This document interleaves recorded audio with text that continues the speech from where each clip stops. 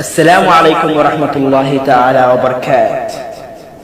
qof kastoo ka tagay maalin buu soo laabanaya, kan ku xanuunjiyay wuu soo laabanaya, kan ku iibsaday wuu soo laabanaya, kan ku qiyaamay wuu soo laabanaya. laakiin ma ogtahay goortay soo laabanayaan?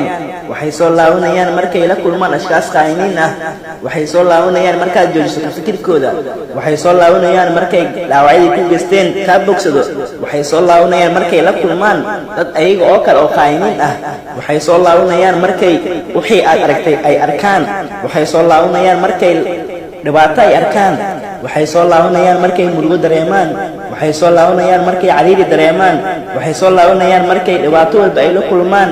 laakiin qof kastoo qiimo yar kuugu iibsaday marnaba ha u laaban weligaaga.